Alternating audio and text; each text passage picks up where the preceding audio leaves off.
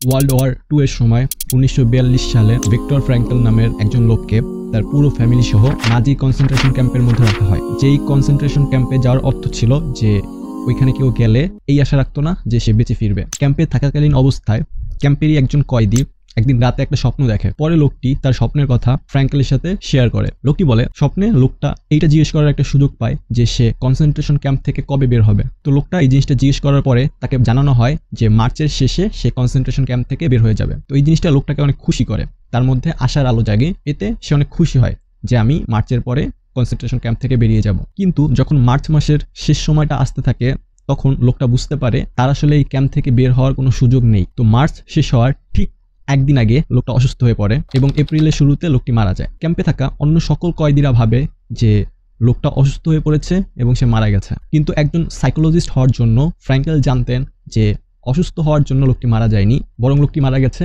তার আশা ভেঙে যাওয়ার জন্য। এই জিনিসটার সায়েন্টিফিক একটা রিজন আছে। আমরা যখন আশা ছেড়ে দেই তখন আমাদের ইমিউনিটি দুর্বল হয়ে পড়ে, আর যখন আমাদের ইমিউনিটি দুর্বল হয়ে পড়ে তখন রোগ সহজেই আমাদেরকে আক্রমণ করে। এইটা যেমন একটা এক্সাম্পল যে আশা হারানোর জন্য একটা মানুষ মারা গেছে। একইভাবে ফ্র্যাঙ্কেল ক্যাম্পের মধ্যে আরও অনেকগুলো এক্সাম্পল দেখতে পায় যেখানে অনেকে আশা থাকার জন্য ওই ক্যাম্প থেকে বেঁচে বের হয়েছে। ফ্র্যাঙ্কেল এটা অবজার্ভ করে যে মানুষকে যেটা বাঁচিয়ে রাখে তাহলে একটা হোপ, একটা আশা, লাইফের একটা মিনিং। ভিক্টর ফ্র্যাঙ্কেল তার লেখা ম্যান সার্চ ফর মিনিং বইতে এমন অনেকগুলো জিনিস উল্লেখ করেছে যেখানে মানুষ বেঁচে থাকার মিনিং খুঁজে পায়। এখনকার সময়ে আগেকার যে কোনো সময় থেকে ডিপ্রেশন, এনজাইটি, মিনিংলেসনেস এটা অনেক বেশি। এজন্যই আপনি দেখবেন আগে থেকে সুইসাইড রেটও অনেক বেশি। তো এই বই থেকে আজকে আমি আপনাকে 5টা পয়েন্ট শেয়ার করব যে 5টা জায়গায় মানুষ লাইফের মিনিং খুঁজে পায়, যেটা ওই কনসেন্ট্রেশন ক্যাম্পে থাকাকালীন সময়ে ফ্র্যাঙ্কেল দেখেছে। Number 1, the vision of Frankl's wife. Frankl লাইফের যতগুলো সোর্স অফ মিনিং পেয়েছে তার মধ্যে ফ্র্যাঙ্কেল তার নিজের জীবনের জন্য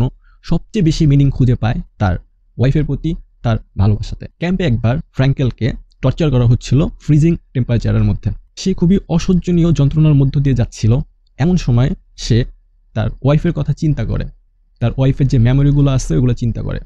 সে এইটা চিন্তা করে যে তার ওয়াইফ তার সাথেই আছে। তার পুরো ফ্যামিলি সহ তাকে কনসেন্ট্রেশন ক্যাম্পে রাখা হয়েছিল এবং সে জানতো না এই মুহূর্তে তার ওয়াইফ বেঁচে আছে কিনা। এইভাবে তার ওয়াইফের কথা মনে করা, তার প্রেজেন্স কল্পনা করা তার মধ্যে একটা পারপোজ ক্রিয়েট করে এবং যন্ত্রণা সহ্য করার একটা ক্ষমতা তার মধ্যে তৈরি করে। ওই মোমেন্টে ফ্র্যাঙ্কেল এটা রিয়েলাইজ করে যে মানুষ তার জীবনে সবচেয়ে বড়, মানুষ যত গোলের পেছনে ছোটে তার মধ্যে সবচেয়ে বড় একটা গোল হলো লাভ। এটা মানুষের মধ্যে বেঁচে থাকার শক্তি দেয় এবং তার আশেপাশের পরিস্থিতি যতই খারাপ হোক ওই যন্ত্রণা সহ্য করার ক্ষমতা তার মধ্যে তৈরি করে। Number 2, spiritual life and inner freedom. ক্যাম্পের মধ্যে একটা কয়েদি ছিল যে ক্যাম্পে থাকা অবস্থায় তার রিলিজিয়নকে ফলো করত, রিলিজিয়ন প্র্যাকটিস করত। এমনকি সে লুকিয়ে লুকিয়ে ধর্মীয় উৎসবের দিনগুলো পালন করত। তার হয়তো বা বাহ্যিক ফ্রিডম ছিল না, কিন্তু তার মধ্যে ধর্মীয় অনুশাসনের জন্য ইনার ফ্রিডম ছিল। এটা তার মধ্যে বেঁচে থাকার একটা পারপোজ ক্রিয়েট করে এবং এইটা শুধুমাত্র তার একার ক্ষেত্রে না।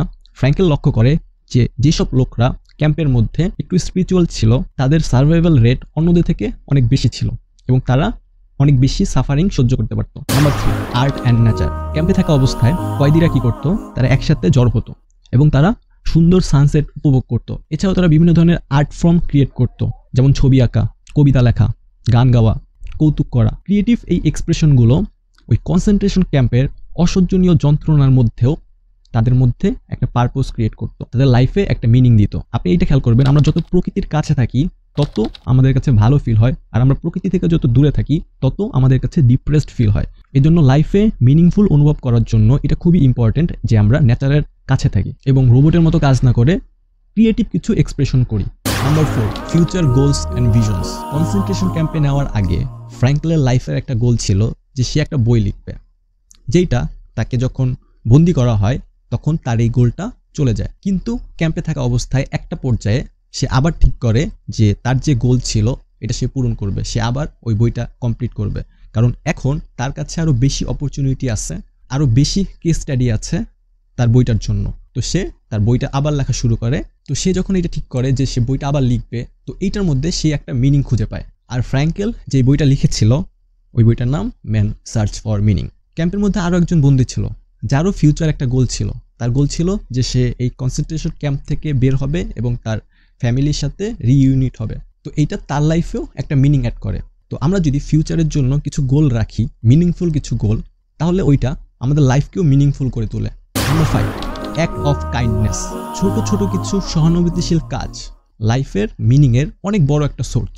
কনসেন্ট্রেশন ক্যাম্পের মধ্যে অনেক সময় এটা দেখা যায় যে কিছু কয়েদি নিজেরা অনেক ক্ষুধার্ত থাকতো, তারপরও তারা নিজেদের খাবার অন্য কয়েদিদের দিত যাদের অবস্থা তাদের থেকেও বেশি খারাপ। এটা তাদেরকে ভালো ফিল করাতো, তাদের লাইফে মনে হতো যে একটা মিনিং আছে, এটা তাদের মধ্যে একটা সেন্স অফ পারপোজ ফিল করাতো। তো এই ছিল 5টা point man search for meaning বই থেকে, যেখানে বলা হয়েছে যে আমরা যেই সব সিচুয়েশন কল্পনাও করতে পারি না, যে একটা ওয়ার্ল্ড ওয়ারের সময় আপনি এমন এক জায়গায় যাচ্ছেন যেখানে আপনি জানেন যে ওখানে গেলে আপনি ফিরবেন না, এমন অবস্থাতেও কিছু মানুষ তাদের জীবন নিয়ে হতাশ হয়নি এবং অনেকেই ওইখান থেকে ফিরে এসেছে। শুধুমাত্র তাদের মধ্যে একটা আশা ছিল, তাদের লাইফের একটা মিনিং ছিল এজন্য। তো এখান থেকে আমাদের অনেক কিছু শেখার আছে, আমরা চাইলে নিজেদের লাইফেও এই জিনিসগুলো অ্যাপ্লাই করতে পারি। তো এত বিভৎস একটা সিচুয়েশন থেকেও মানুষ যদি জীবনের আশা না হারায়, তাহলে আমরাও জিনিসগুলো চাইলে নিজেদের লাইফে অ্যাপ্লাই করতে পারি, যাতে আমরাও নিজেদের লাইফে একটা মিনিং খুঁজে পাই। And thanks for watching this video.